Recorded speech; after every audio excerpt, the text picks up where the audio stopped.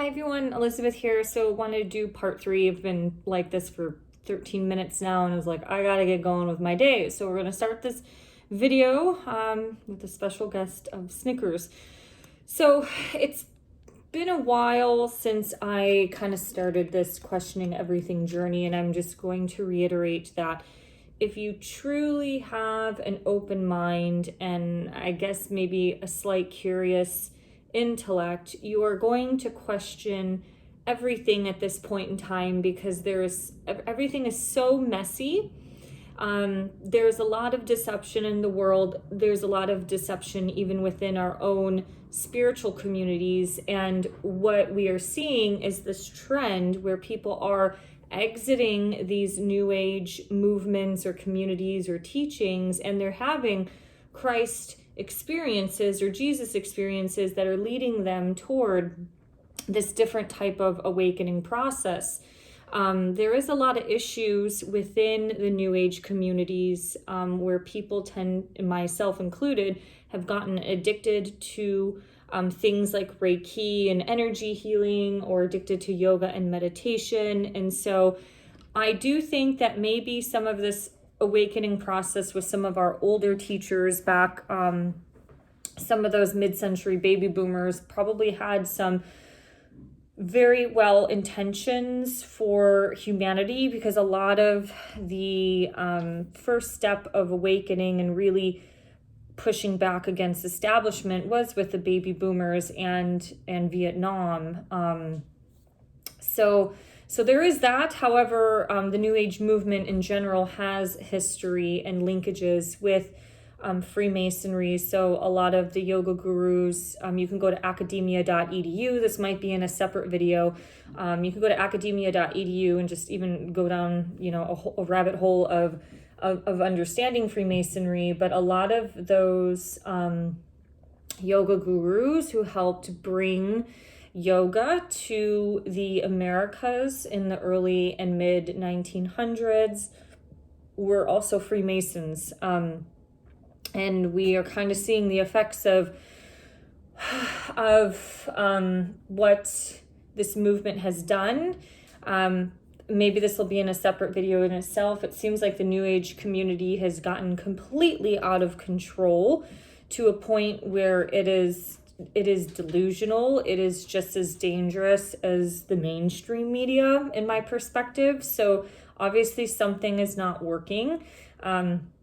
There probably are a lot of gateways or holes toward more demonic attachments through these movements. It's kind of like a drug. It is like a drug because it's addicting, but there's also these things where it works at first, and then after a long time it doesn't work, and it seems like people's lives are continuously messy. They're always healing themselves, and so we have to start questioning these things, as well as these type of people who are leading these movements, who we tend to idolize because we live in a society where we've been so bombarded by celebrity worship that people themselves have become celebrities in their own little industry of spirituality or raw food or new earth, where people tend to start worshiping them, which in some ways pulls you away from the commitment toward God. Now, I just want to talk about, because of my experience of managing fitness for almost 18 years. I mean, I'm no longer a fitness manager, but I have seen yoga and Pilates instructors literally almost choke themselves in staff meetings because they're like, no, this is not the way Patanjali's writings and teachings were. It's this way. So everybody's learned from everybody else. But because of my extensive experience with not only, let's just say, managing and studying various forms of fitness and wellness, I mean, I have lived abroad 4 times. I studied yoga in 6 different countries. I studied Buddhist meditation in yoga or in Thailand. So I have seen a lot of the world, and I have seen and experienced myself a lot of these teachings, to where when you do look at something basic like yoga, and in Buddhism, you do have cults that start to there are sects where there are cults within that area. You tend to see, for example, like Kundalini yoga can be a little bit more on the cult level in something like yoga. And then there are definitely some areas or segments of Buddhism where they hand you a little book with those mala beads and tell you that you have to create a spiritual altar in your home. I have been approached by those people a long time ago, and it freaked me out because it kind of just reminded me on a similar level of something like a Jehovah's Witness, where they knock on your door and handed you over a book. So anyways, where I'm going with this is that cults do exist. They exist in all areas of life, but it tends to be within a lot of spiritual and religious realms is where a lot of cult movements tend to occur or evolve over time.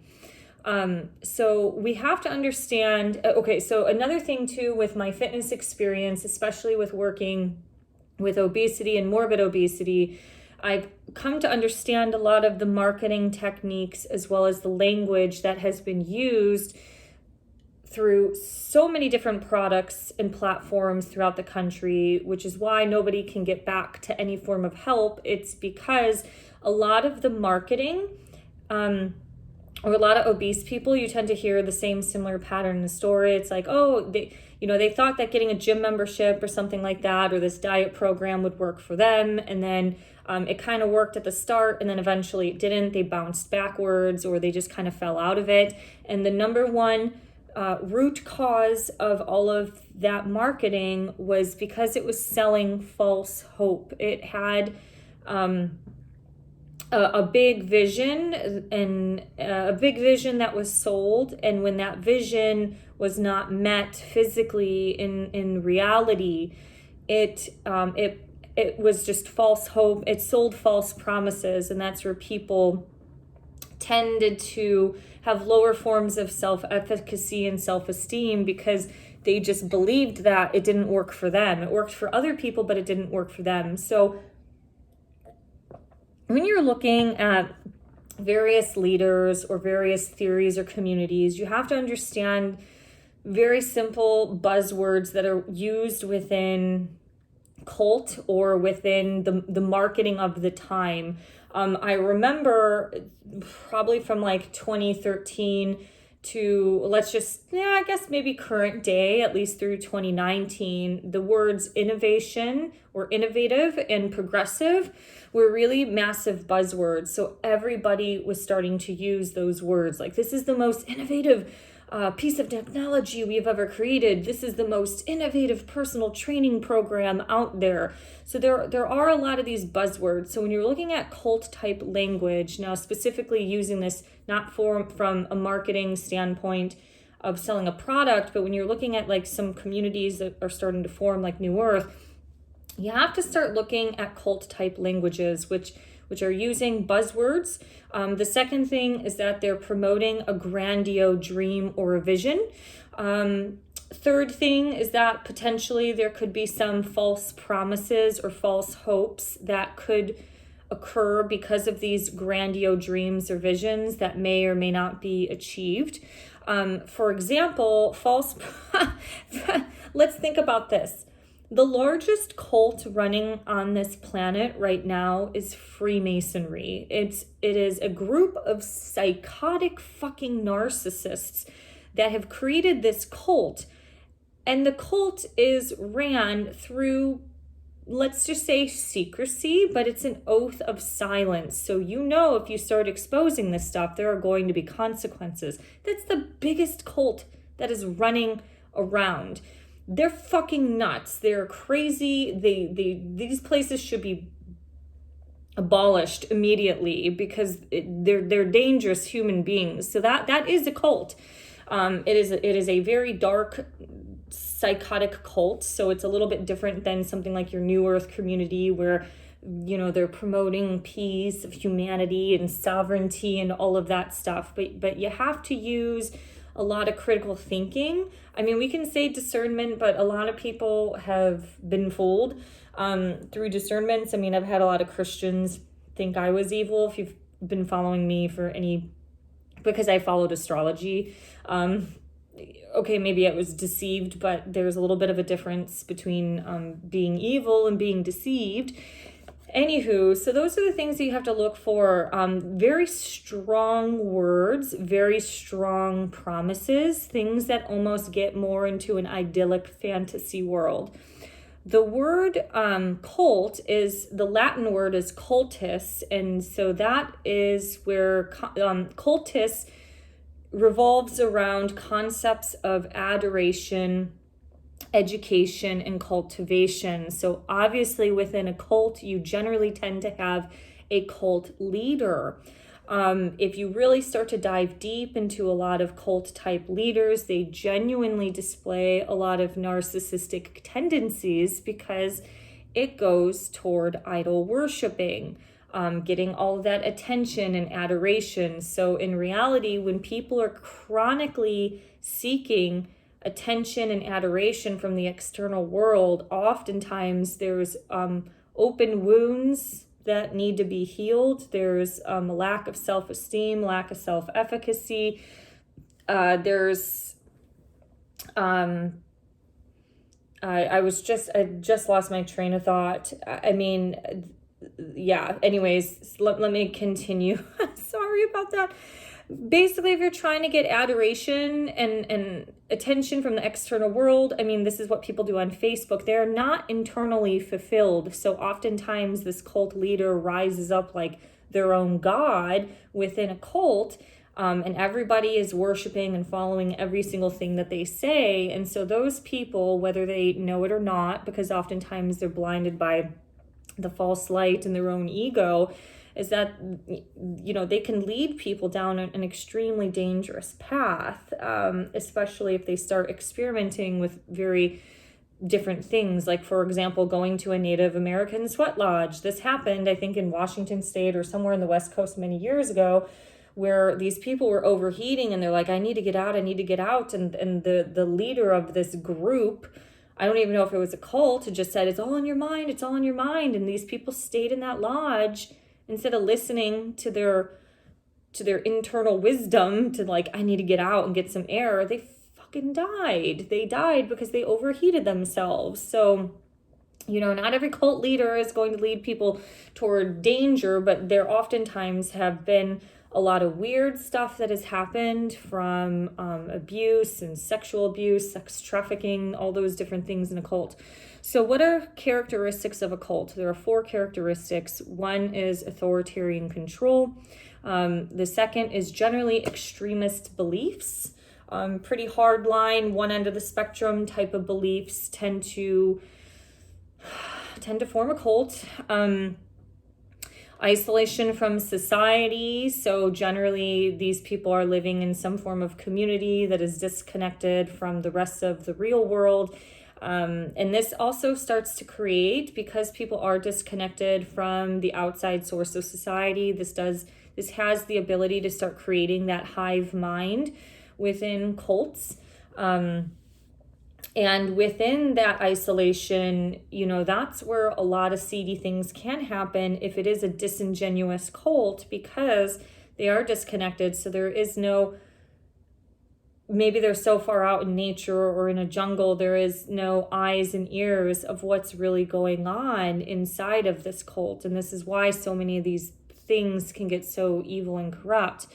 And then the 4th one is the veneration of a single individual. So like I mentioned, is that a lot of cult leaders, the veneration of a single individual is generally around the thoughts that a charismatic leader is often the leader or the center of attention in cults. And so when you start looking at wanting to be the center of attention, you understand, you can start to see how narcissistic traits or being on a spectrum of narcissism, or that dark triad, which is narcissism, psychopathy, and sociopathy, those people tend to be charmers. A lot of narcissistic women get fooled by these guys all the time because they're fooled by the charmer.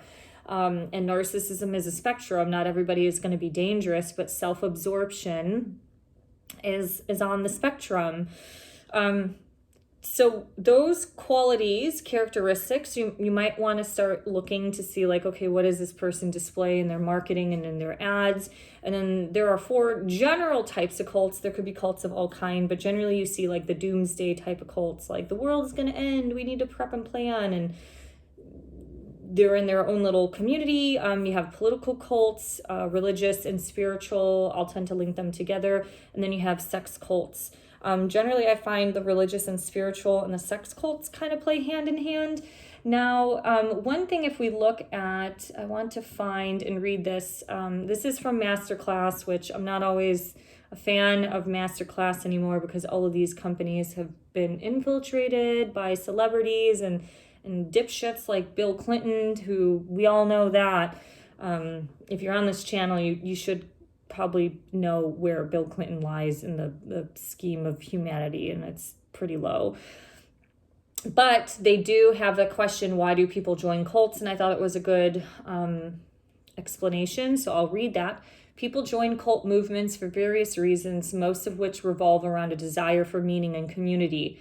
Many who become part of such organizations have troubled backgrounds and difficulty fitting into society. They might also feel mainstream culture has no place for them and nothing of spiritual value to offer them. Former cult members often describe the long-lasting sense of loneliness and nihilism they felt prior to becoming part of something bigger than themselves. This encourages them to put down their defenses and accept the stranger elements of their new communities. Of course, this has sometimes led to horrific and even deadly outcomes in extreme circumstances. As somebody who's been to Burning Man, you kind of sometimes just have people who go, and then I have definitely seen there is a form and a segment of Burning Man that is a cult. If you do not dress, or if you're not creating the art, if you're not heavily involved in that lifestyle, and or even your physical appearance of, plastering LED lights and fur coats on you, that is where it becomes a cult. Buddhism has a cult. There's been tons of sexual allegations that have come out of Colorado and the Shambhala meditation center. And then there's even in yoga, I've seen it too, where it's like, oh, you don't get up at 4 a.m. to do yoga every day. Well, you're not a true yoga instructor. Or, like Kundalini, you have to wrap your head and wear white. And so there is a lot of what can be looked at or analyzed through, like, what is somebody who is living through a pure authentic teaching, which is respecting that spiritual teaching and dressing how the ancients did and whatever, versus on this damnation and judgment side that becomes very driven toward a specific belief. My phone might run out of storage soon, but I do believe in this next video, I'll kind of start talking about more of the New Earth communities. But this website is no longer available from what I found in February. So it looks like the New Earth website changed, but it was promoted at the start of like, can you envision living in a beautiful setting where there's free energy and, something along the lines of like independent sovereignty that is disconnected from government. And doesn't that sound great? Especially in this time where the New World Order is taking over. Of course, the New Earth sounds friggin' amazing. It sounds like a utopia. And of course, free energy. If we had free energy, we wouldn't have all these bills to have to pay and be a slave to the man. However, you have to look into who is leading this. Where is all this money coming? This is going to be in the next video because it's going to be a little bit longer. But there's a lot of language there that kind of is just like, is this bouncing from one end of the spectrum of some shitty reality that we're all facing of, modern day slavery, to bouncing over to being sucked into a potential cult. The New Earth has a blueprint, and I think they also have, what did I find? Yeah, they have a blueprint. And I think even a treaty. So that's a little weird. If you have to have a treaty, you kind of have to start questioning some of it. But the New Earth Project is an open platform to unite humanity in ushering in a new era of planetary well-being, peace, and prosperity. The New Earth Trust is the name of the organization which is responsible for facilitating the New Earth Project. So yeah, maybe I'll link this below. I mean, a lot of it sounds good, right? Like getting over fear and fear-based programming, educational institutes for the advancement of human knowledge and wisdom, protecting the environment, remediate depleted ecosystems. I don't know, it's like a celebration of the exposition of art, music, theater, dance, food, new sciences, and fair and equitable practices in exchange and finance, free form of usury, which clear pathways to human abundance. I think abundance, that's a whole other topic in itself, but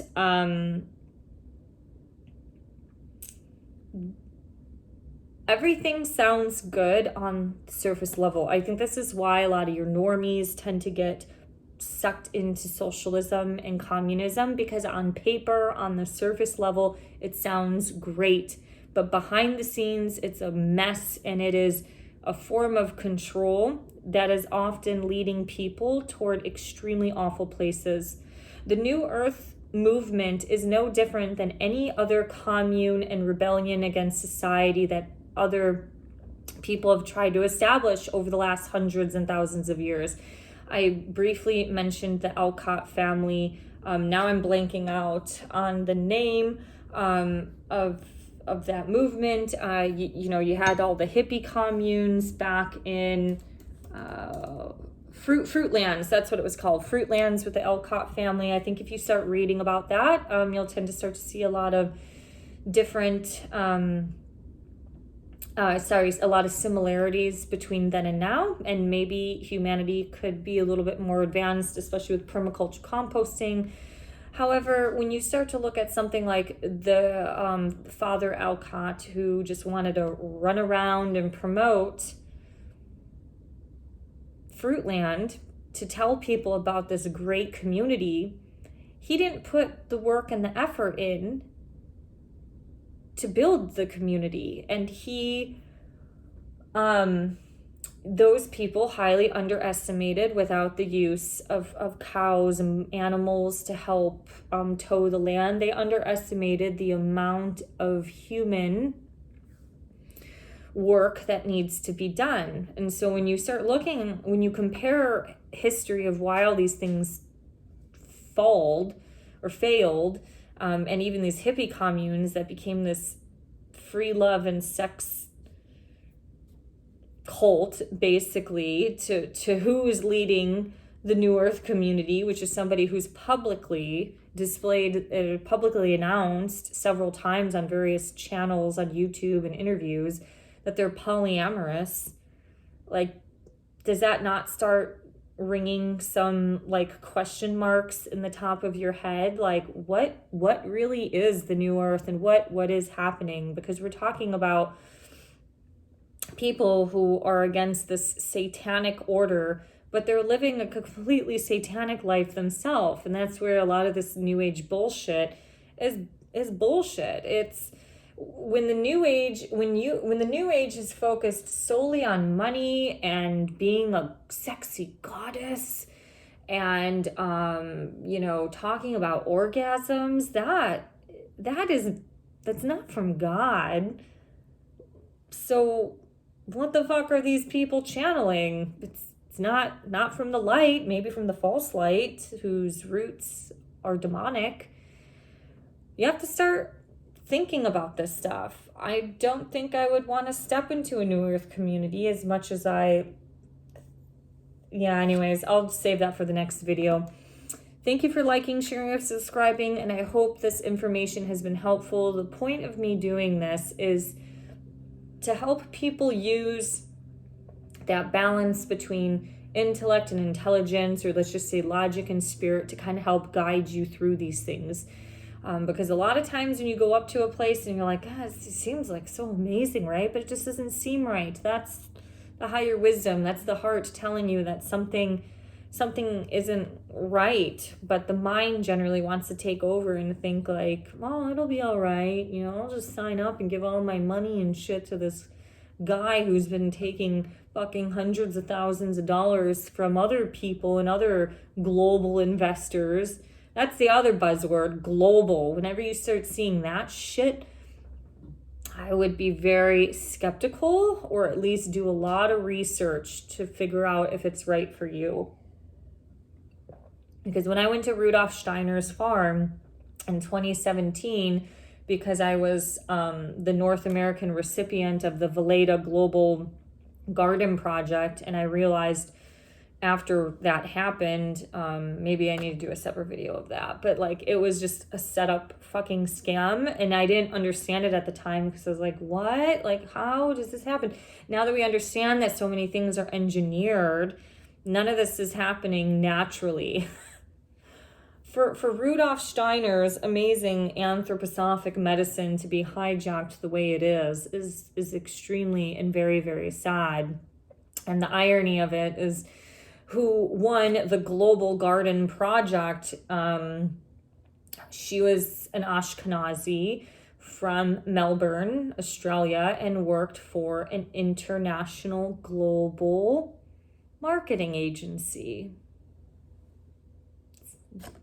It wasn't like she just did a great job and just won, because there were other people's creative artistic work that was a shit ton better than hers.